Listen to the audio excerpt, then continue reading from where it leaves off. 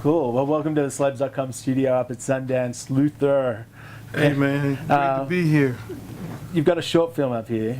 Yeah, The Life and Freaky Times of Uncle Luke. freaky times. You've gone through some freaky times. Oh, I am. Lots of lawsuits, lots of craziness with with all the albums, lots of controversy. Yeah. So, when did you meet Jillian? When did you decide to put this project together?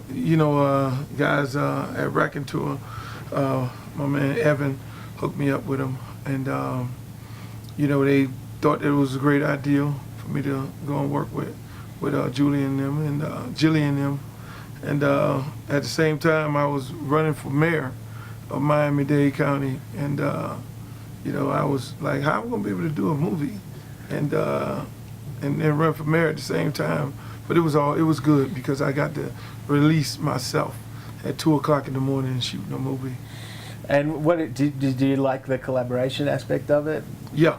No, I definitely liked it. I mean, once you go to the set and you see all these young people, from the Miami arts scene who really don't get that much credit for doing, great work that they're doing down there. It was good to be a part of it. Is that cool as well, that like the transitions through your career from someone who was this kind of real frontman to like basically shaking things up and then trying to run from there?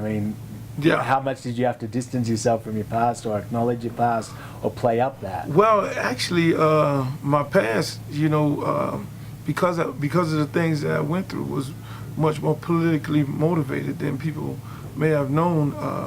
My past helped me in running for mayor because, I knew how to deal with the politics. I had to be somewhat of a politician at some point in my career when you go to a city and the state representative is going after you, and every time an election time in the year, they come after 2 Live Crew and all those different things. So I had to understand politics, and I've always been a political junkie anyway. How do you feel about those days, the 2 Live Crew days? What kind of sensation does that memory give you? I feel good about it.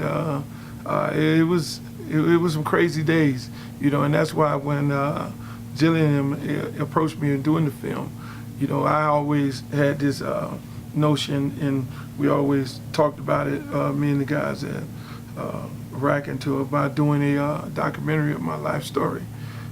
So this is more like the short version. This is an installment. Yeah, we'll give you the long version, and then we'll give you a theatrical version. So this is fun. It's a fun process. Yeah, I've been a big fan of theirs. Going back to Cocaine Cowboys and even Square Grouper, the Gunja Kings. Oh, okay. Down at South by Southwest last year as well. But yeah, they do. Those guys do great documentaries, and I can't wait for them to do mine. That's gonna be interesting. It's gonna be difficult. It's gonna be tough for them. It's not gonna be just that simple. And they've always got something that, the music in their films is always super important as well. Yeah. The bands that they choose to use and stuff like that. But for you, they capture Miami, right? Yeah. Cocaine Cowboys, that was like that just sold Miami to the world. Yeah.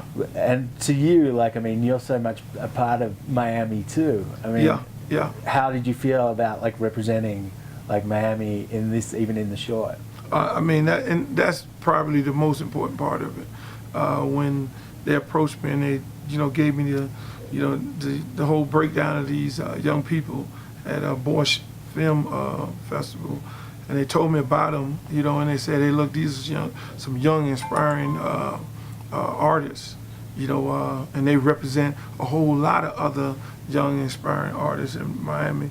That just sold me right there on the whole thing, because I like to be a pioneer of that, and I like to help young people, especially in South Florida,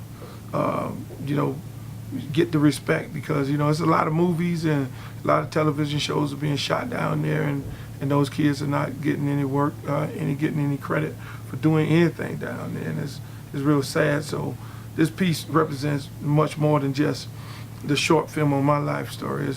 It represents a lot for those kids down there. And how does it feel being up at Sundance? Have you been up here before? Oh no, I've never been here. I just heard about it.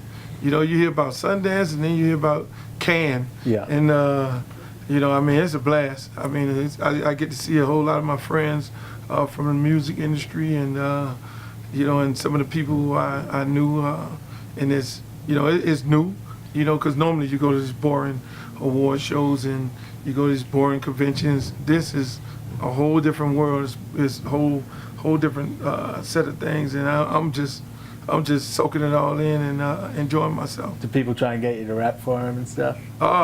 Yeah, every now and then they try to get me on the stage, but I'm not getting on those stages. Not anymore? No, well, yeah, I'm still getting on stage. I mean, actually, you'll be the first to know that. We get ready to do, we just signed on to do a 2 Live Crew reunion tour. Awesome. So that's going to be hot. This Mr. summer. Mix and everyone on Mr. Mix and everybody.